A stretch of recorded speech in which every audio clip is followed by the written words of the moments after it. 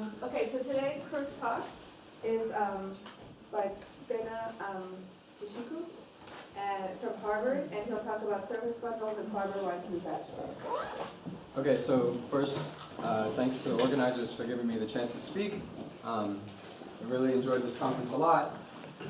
So today I'm going to be talking about surface bundles with fiberwise group action. So let me start with a bit of the setup. So S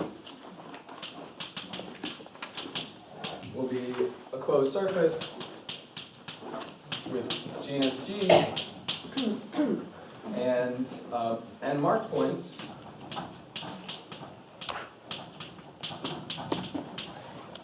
which I'm going to denote Z1 up through Zn.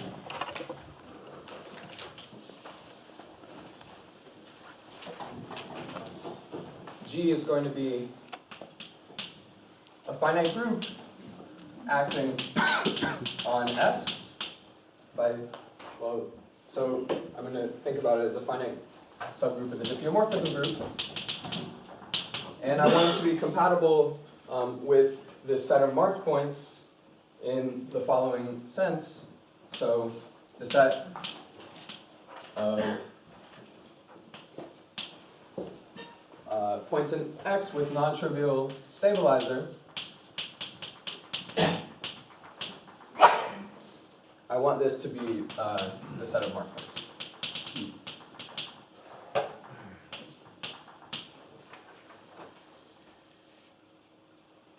Okay.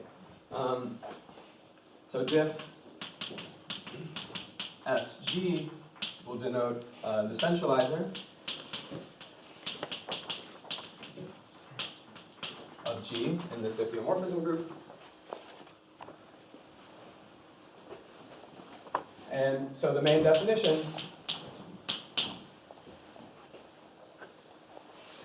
so if you're given a map from some space B to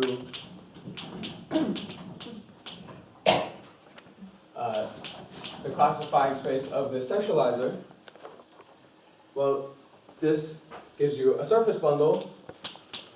So this induces a surface bundle over B, but since you're gluing the bundle with diffeomorphisms that commute with G, fiberwise you have an action of G. So you have an action of G on the total space, which is fiber preserving.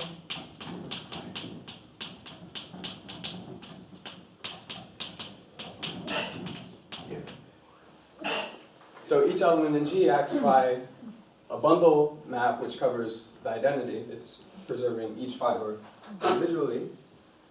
And so I'm going to call this an SG bundle.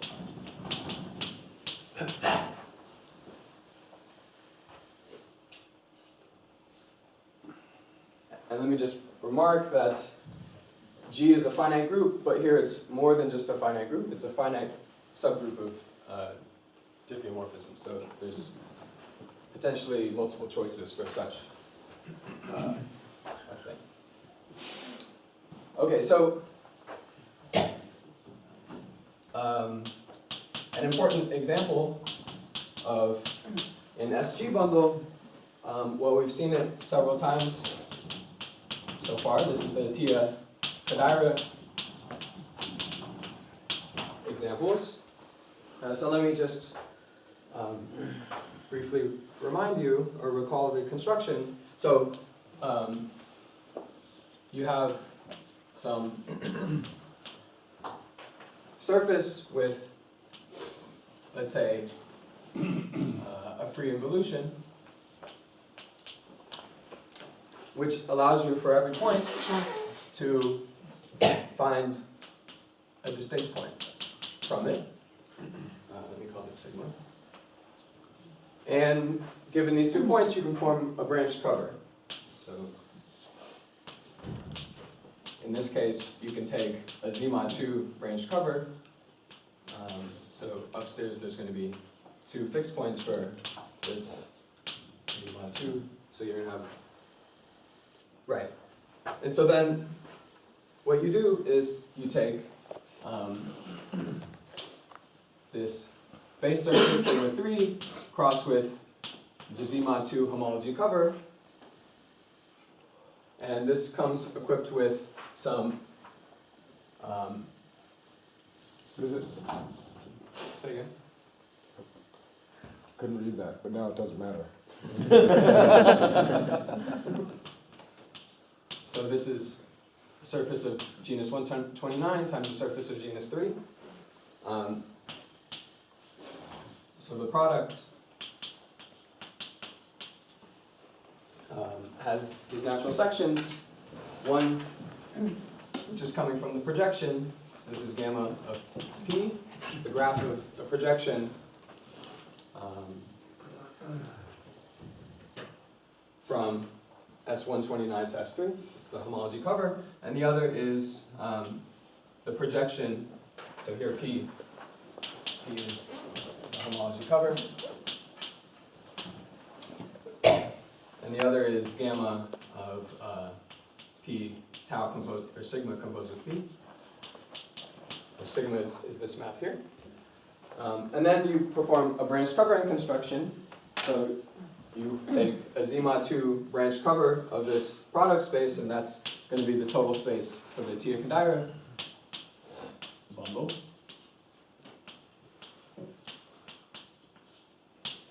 So fiber-wise, what you see is, so you have, this is genus 3 in the fibers, and this branch cover, in each fiber you see 2 points, which are these 2 points, and you take a branch cover, and so this fiber-wise, so the fibers here are S3, and here you have a surface of genus 6, like this. So this Tia Kodaira bundle is an example of, well, I mean, so this is an S6 Z mod 2 bundle. Okay. So the monodromy of this bundle, so this is a map from pi 1 of the base. So it maps to the mapping class group of a surface of genus 6, and then you can look at the image in the symplectic group. But the fact that this is an SG bundle tells you that your monodromy is, well, it factors in the following way. So, first of all, you land in the mapping class group of a surface genus 6 with 2 March points, because you have these points that cover the branch points, and you commute with this G action. And so the monodromy lands in the centralizer of G acting on the homology. And in this case, this is SP6. SP, sorry. This is SP6Z cross SP6Z. And you can see this rather concretely. So this corresponds to the decomposition of S6.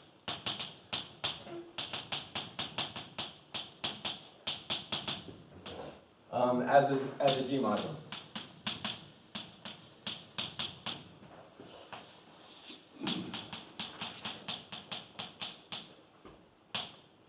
Right, so for example, so G here is Z mod 2, so there's the possible eigenvectors are plus or minus, or eigenvalues are plus or minus 1, so if you have some curve A and tau A, then you have A plus tau A and A minus tau A, which, so this is in A plus tau A is in H plus, and the other one's in H minus. These are eigenvectors for the G action. I have a question. Does this really work with, decomposition really work over Z? It seems like if you want to get, you Well, get two A by adding them, but not A. Yeah, okay, so maybe, well, certainly you map into here. Right, okay. Yeah. I don't think that's a problem, but, You know, all the Z's are two models. So what's yeah, that? yeah. For more complicated groups, you might want to take rational coefficients, you might be a little worried. I mean, it's not important enough to spend a lot of time dwelling on it right now. Yeah, yeah. So the goal, right, so we've heard at least once that the cohomology of this group is responsible for certain MMM classes, the odd MMM classes, pull back from the symplectic group action. And so here, for this SG bundle, we have this product of arithmetic groups, and so you might wonder what cohomology of the mapping class group this gives you, and what this is. Well, I mean, this group has more cohomology than this one, at least like in H2, for example. Yeah, so the goal is to compute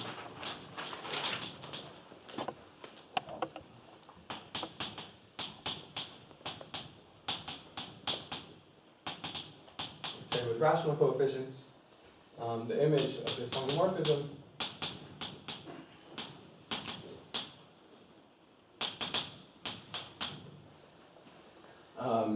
well, so in the stable range, and not only to compute it, but also to interpret it.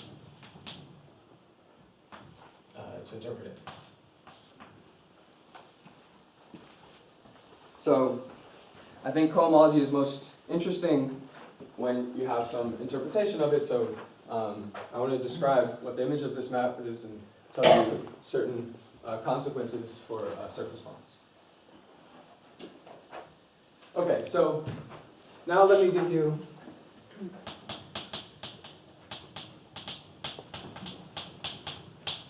let me introduce the key invariance of an SG bundle. So first of all, so let's take such a bundle. And let me assume that G is cyclic. And I'm also going to assume that, for simplicity, for every point in S, the stabilizer is either trivial or all of G. Okay, so the first invariant, well, so you have the Hodge bundle.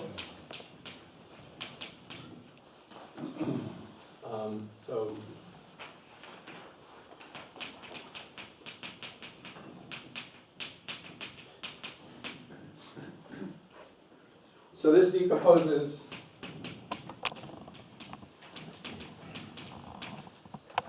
if you give S, or this a fiberwise complex structure, you can think of this as a complex vector bundle, and this decomposes into complex eigenbundles.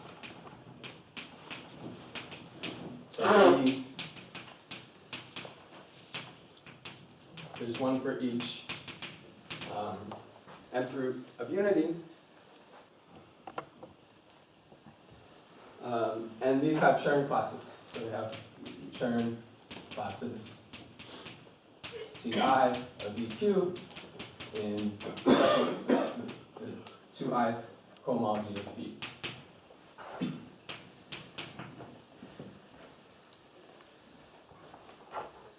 The second invariant is the Euler class, Euler classes. So let me define Zj to be the points, the fixed points of the G action where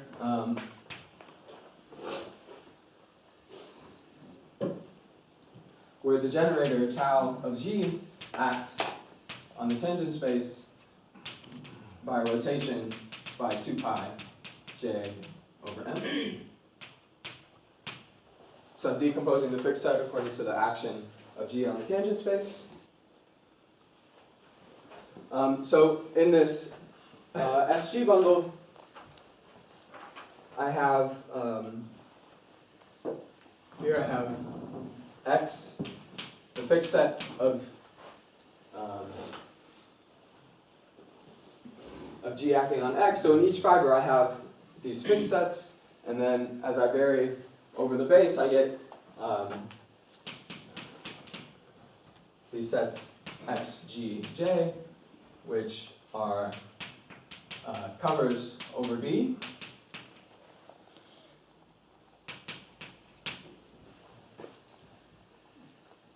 And the Euler class, so I get Euler classes, which I'm going to denote epsilon j. So this is the push forward of the vertical tangent bundle restricted to xj. Sorry, I'm confused for a Yes. second. Yes? So can you say again what X upper G is? So x over g is the fixed set for g acting on x. In each fiber you see these finitely many points. Oh, yes, okay, good, thanks, great. Yeah. But over there, you assume the stub x is 1? It's either 1 or g. Not 1 Oh, above 1 g. or g. Yes, sorry. Yes. So in general, there will be fixed points, but yeah, okay, okay. So first theorem is that the image of this map from SP to G Z. So here I want to assume G is cyclic, and also this assumption, so this will be throughout the talk, that assumption. So the image of this is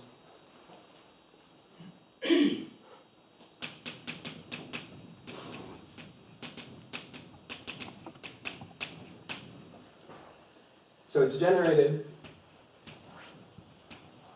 by the odd MMM classes, maybe kappa 2i minus 1, and epsilon j plus epsilon m minus j, and epsilon m over 2, in the case m is even. And this statement is only true, so this is in the stable range, so when the cohomological degree is much less than g.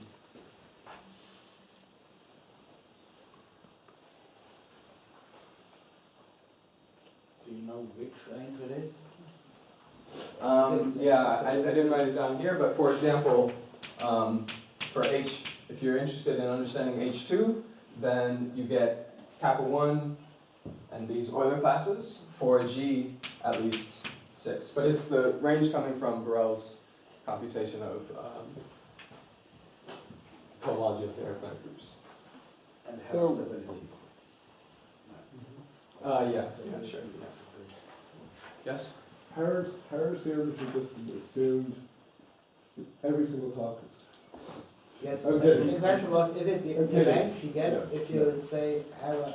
Yeah. Oh, I mean, we don't have Harris stability for these G invariants in the mapping construct, right? Well, that's true, but Yeah. you know that in a certain range you have these classes. I mean, they're pulling back from the mapping class group. So, but I mean, yeah, we don't know this group. Yeah, outside of that. We say even clear what that would mean, right? Because G depends upon big G depends on little g, so like as far as stability for that. I mean, you can think about stabilizing these groups, Yeah. but So at the end of the day, the answer is more, the point here is that if I just went and I said, well, I have a G action, so like if I want to compute the image of a map, the G invariant, I could just take G invariant. I know the map anyway, I could just take G invariance. But here you're getting more because you're keeping, the marked points give you more classes. That's right, yeah. Right, see, right. So it's not just like, oh, just compute the G invariance of each piece. Okay. So let me mention just, so as a simple corollary, well, okay, so in this previous example,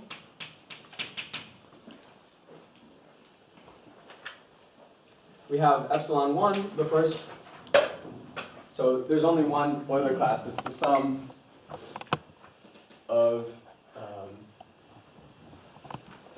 the Euler classes corresponding to these two sections, but this class is in the kernel of the map from H2 of mod 6 to G to mod 6 to G intersect with the Torelli group.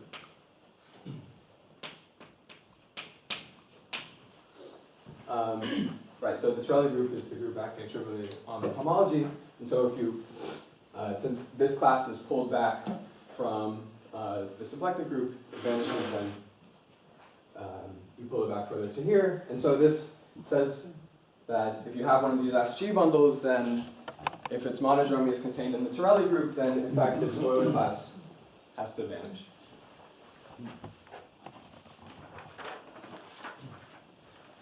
Okay, so now let me give, I want to give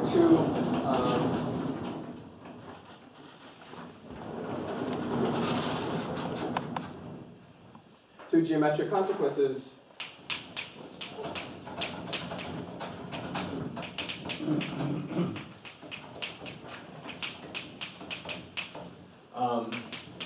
which are actually consequences of the proof of the theorem. So first of all, so the first consequence, let me start with the definition. So two G manifolds x1 and x2 are G bordant if there exists a G manifold Y such that the boundary of Y is x1 union x2 as G manifolds.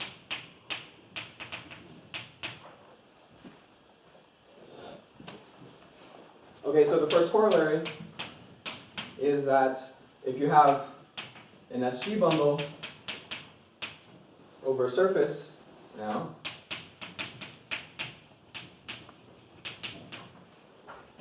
and G is Z mod M,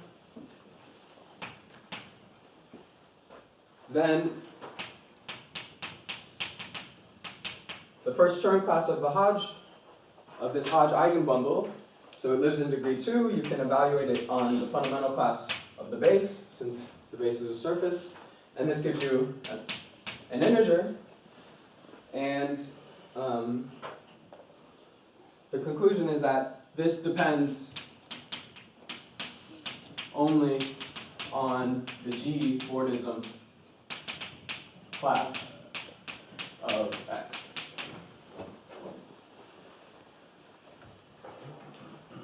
So as an example, so the Atiyah-Kodara bundle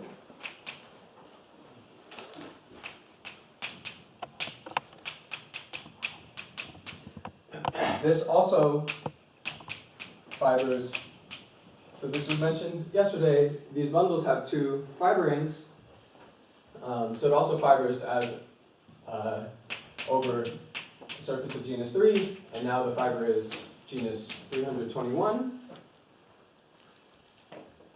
And you can compute these Hodge eigenbundles. So first of all, you have, so there's two of them because G is E mod 2.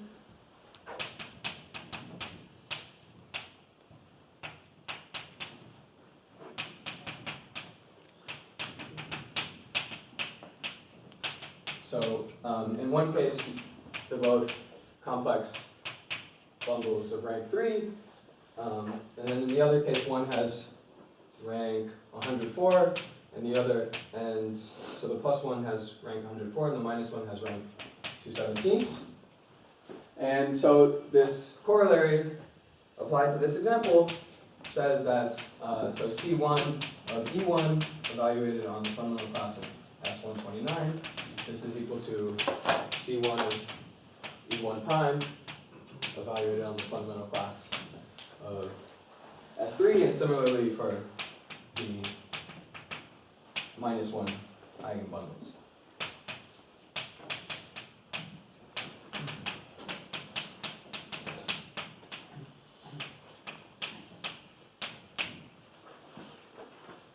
So these Hodge eigenbundles, they have different bases and different fibers even, but somehow these classes are still the same for both of them. These numbers. Can you calculate these numbers? Yes. Okay. I didn't write it down, but yes. Okay, so the second thing I wanted to mention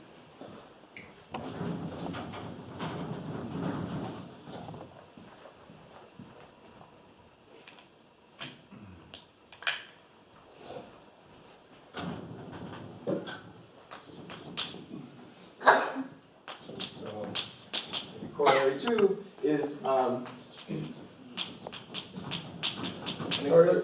Sorry, is all this stuff, do you have similar things where the base is higher dimensional? This kind of corollary? I'll save that for the questions. yeah, I'll come back to that. Right, so the second thing is a construction, so you can give representations. So from the fundamental group of SG,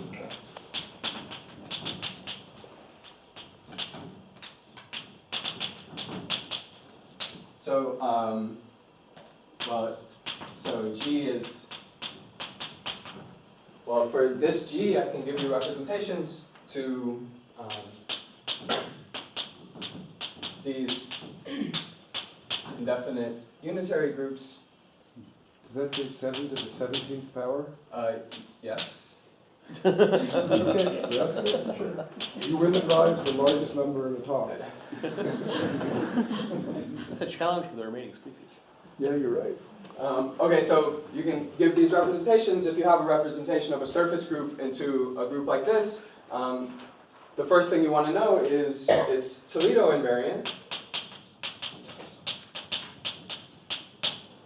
So tau alpha I is not equal to tau alpha j, and they're all non-zero.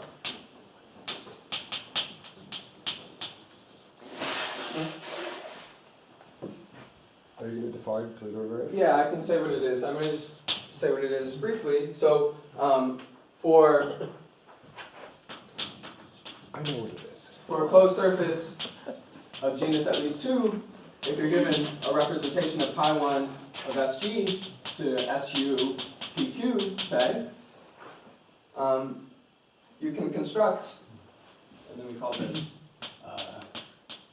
G, then you can construct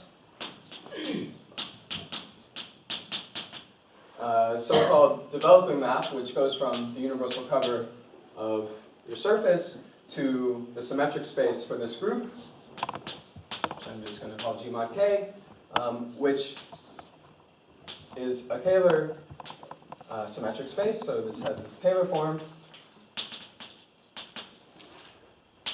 And so the Toledo invariant is defined, so you pull back along this map, this Euler form, and then you integrate over some fundamental domain.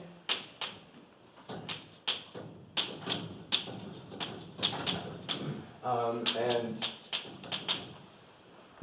we should normalize by 2 pi. So this is the Toledo invariant. Toledo showed that in this case, the tau of alpha is bounded in absolute value by well, P times the absolute value of the Euler characteristic of the surface.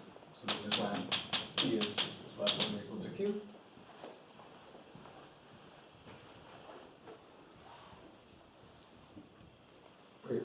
The P and the Q? Oh, So- SUPQ? SUPQ, yeah. Oh, sorry. Yeah. So P is like the real rank of this group. Where is What are the that? values of your things? So, yeah, I'll say that at the end. Right. So in fact, it's also known that the values of this Toledo invariant completely determine the components of the representation variety. But okay, so the thing I wanted to mention is that you can, well, I can leave you these explicit representations. Okay. So what is an invariant of again? It's an invariant of the representation. So it's of this alpha. Alpha here is the representation of the fundamental group. And it only depends on alpha up to conjugacy. But it depends continuously on that, right? This is the main invariant for studying like rigidity type stuff for representations of surface groups. But it's just an invariant of under conjugation. That's all.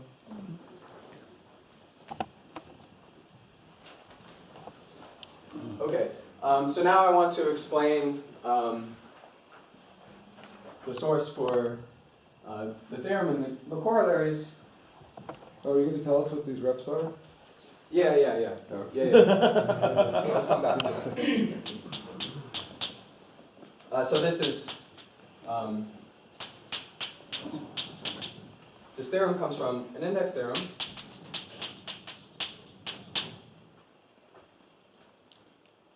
So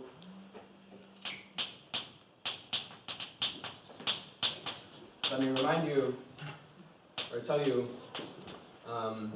so the Singer index theorem for families of elliptic operators apply to the signature operator. So let me tell you what this gives for a surface bundle. So if you have some surface bundle, not necessarily with any group action, with Hodge bundle E, then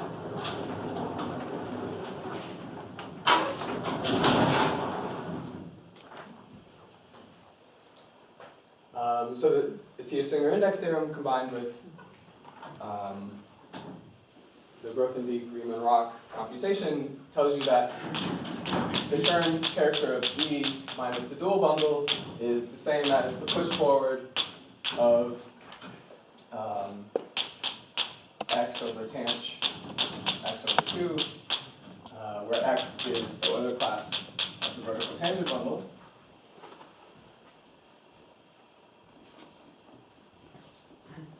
And so this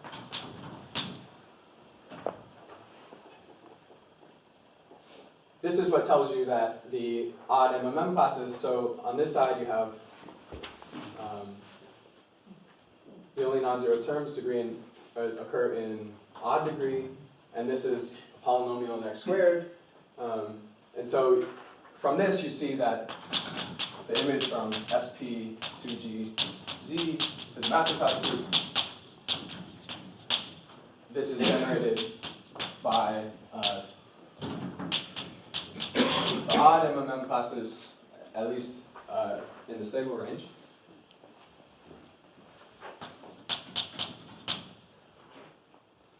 So for this theorem,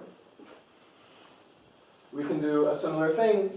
What we need is a version of the family's index theorem for families with a group action. So Atiyah, Siegel, and Singer have like these 5 papers on index theory, and they give several versions of the index theorem. There's like the regular version, there's a version for families that applies to bundles like this, and then there's also a version for manifolds with a group action, and what we want is some combination of those two, the G index theorem and the families version, and so somewhere in one of their papers they say that of course you can combine the G index theorem with the family index theorem, and this is left to the reader. So I wasn't able to find this written down anywhere, so I worked it out with some help of Oscar Randall Williams. So let me tell you what it says. So the T-Singer G index theorem for families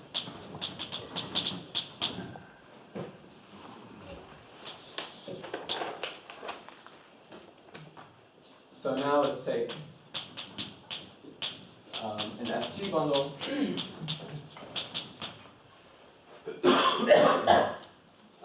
So G is Z1M, as before, with Hodge eigenbundles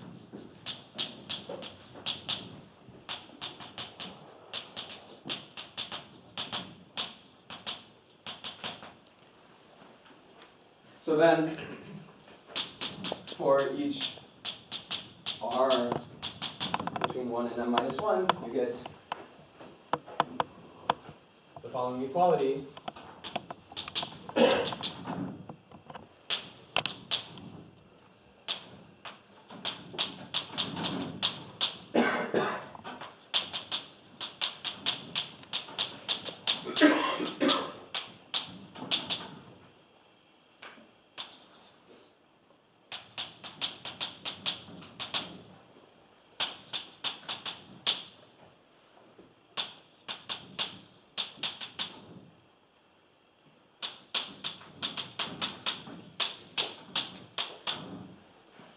Okay, so this is what you end up writing down.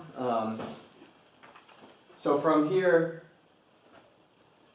to the theorem, there's three steps. First, you have to. So first, you use Borel's computation of stable cohomology of arithmetic groups to see that the cohomology of this arithmetic group stably comes from, well, when you push it forward into the mapping class group, it's giving you the same thing as these Hodge eigenbundles. And then from the index theorem, so if you just look at this equation, but not too hard, you can see that on the right-hand side you have the Chern classes of the Hodge eigenbundles, and on the left-hand side you have these Euler classes, and if you expand this out a bit more, you see that what you get is well, polynomials in EJ plus M minus J. So that at least tells you that the image of this map is contained in the things generated by the Euler classes and What does that these say? I'm capital looking classes. to our epsilon j plus I. So this is I mean, that's, I just can't read. this is that. IR. R, okay. So this yeah. is for each R, and then yeah. So don't look at it too hard. Well, I noticed there's an orientation problem, because you said left and you pointed to the right. You said right. Oh. No, let's I mix up my left and right. Okay, so in the last few minutes, let me say something. So, well, okay. So I tried. let me say something about The most trivial comment. the applications. So first of all, so proof of corollary 1. So the index theorem tells you that this number can be expressed as a linear combination of the signature of your bundle. So right, remember we have a surface bundle over a surface here. So it's the signature of X, and well, the self-intersection number of these multi-sections. I mean, this is what the Euler classes measure. And you can, it's not hard to see that these are both G Bordism invariants.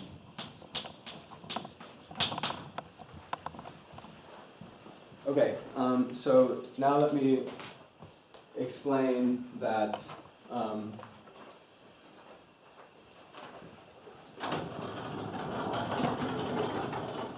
explain about these representations.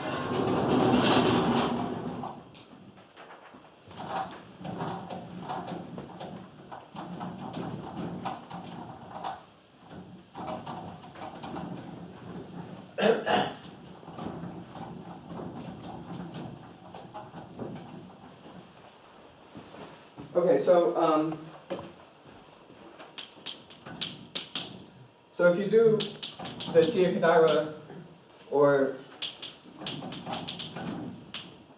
similarly Moritas construction with G equals Z mod 7, you can produce surface bundles that look like this.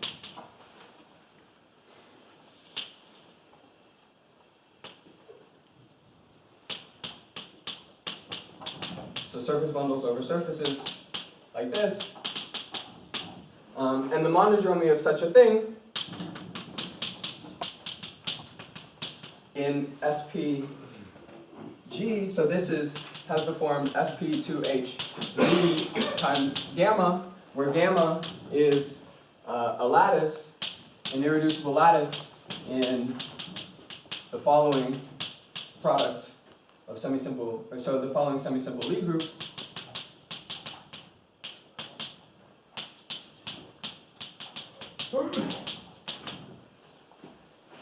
And you can compute that the Toledo invariant,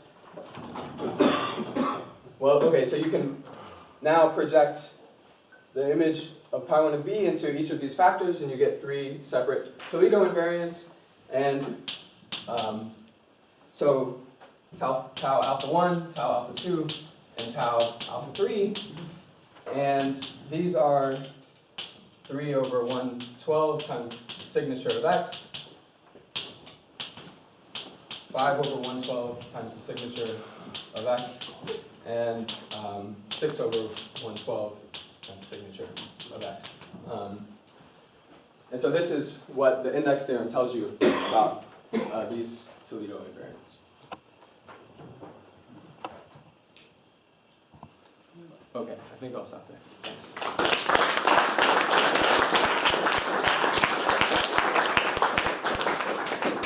Are there any questions? So in your original example, can you say anything more specific about what the image of the monodrome is inside of SP6E plus SP6E? So that's a good question. No, I can't. I mean, yeah, I guess the question is whether or not it's a finite index in that product of symplectic groups. So yeah, I don't know.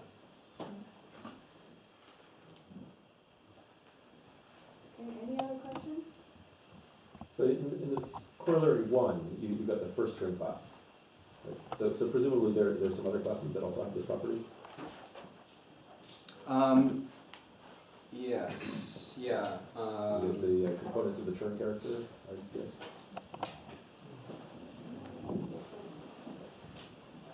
Yeah, I think you should be able to say something like that. Yeah, I mean, one question is to determine, yeah, all of the cohomology for this equivariant group that, or the characteristic classes that you get that are G borders invariants. I don't have a complete answer, but yeah. Okay, any other questions? What is known about which Toledo invariants can occur? I only know the case when SP2. Bill Goldman's thesis was like every component, every Toledo invariant can occur as governed by Toledo's formula. Yeah. Previously, Milner was. So, I mean, there's work of, I think it's Bradlow, Garcia Prada, and Gothen, that they showed that the components of the representation variety correspond exactly to values of the Toledo invariant, so it's understood. I mean, their argument goes through like Higgs bundles. It's not like actually giving you surface group representations. And Oh, I see, cool. Okay, if there are no more questions, the speaker